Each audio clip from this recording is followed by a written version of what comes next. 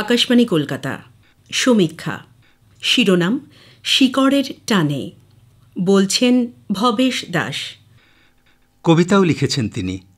বিপন্ন মুহূর্তে কবিতাই তো বেরিয়ে আসতে চাইছে আগুনের হলকার মতো।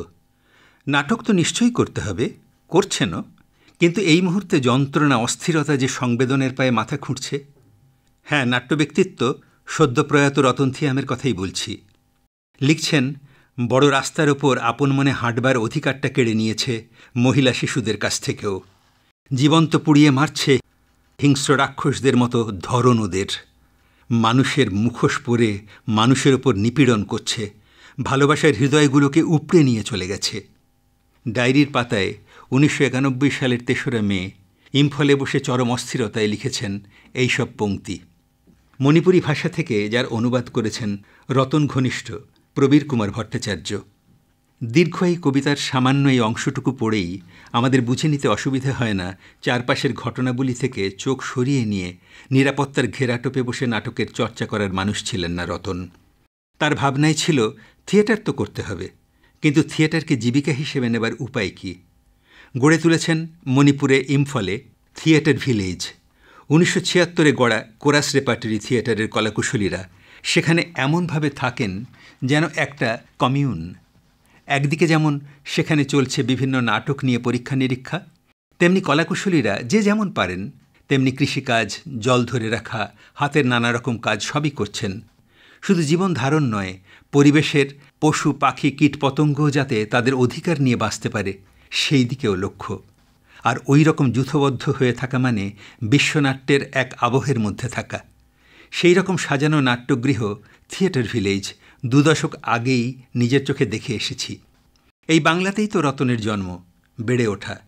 নবদ্বীপের মণিপুরেই তাঁর জীবনের প্রথম 20টা বছর কেটেছে।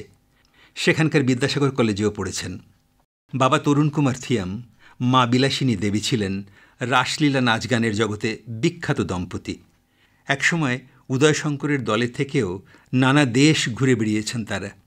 গত শতাব্দীর 40-এর দশকে নবদ্বীপে রাজা ভাগ্যচন্দ্রের মন্দিরে তারা দীর্ঘদিন থেকেছেন। সেখানেই তো রতন শিখেছেন বৃক্ষলতা, পশু পাখি, কীটপতঙ্গ, ভূমি রক্ষার জীবনাদর্শ। বৈষ্ণবরা একেই বলেন পঞ্চযজ্ঞ। অনেকে বলেন রতনের নাটকে মিশে থাকে মার্শাল আর্ট।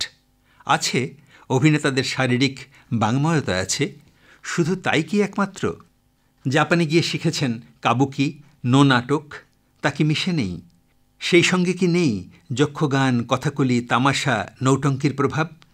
আর নাচ গান, চিত্রকলা, এ তো রতনের জন্মসূত্রে আত্মগত করা। নতুন প্রজন্মকে সুস্থ পৃথিবী উপহার দেবার কথা বলতেন বারবার।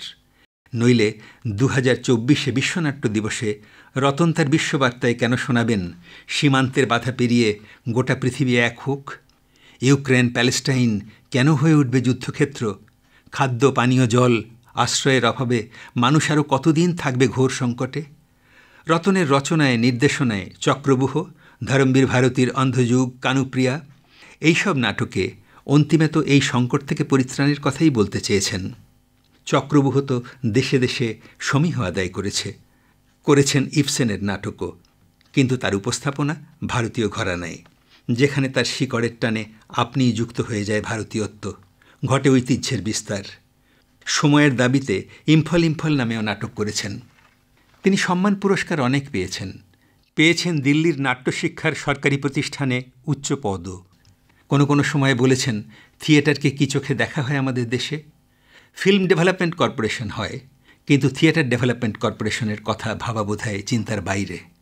তার মতে ন্যাশনাল স্কুল অব ড্রামা অর্থাৎ এনএসডির শাখা তো আঞ্চলিক স্তরেও হওয়া দরকার। এই ন্যাশনাল স্কুল অব ড্রামার প্রধান রূপকার ইব্রাহিম আলকাজির ছাত্র রতন। আলকাজি চাইতেন এই নাট্যশিক্ষা নিকেতনে মূল ভিত গড়ে নিয়ে ছাত্ররা শিকড়ের টানে নিজের অঞ্চলে ফিরে যাক, তাদের নাট্যচর্চায় বৈচিত্র্যের ভাস্কর্যে ভরে থাক দেশ।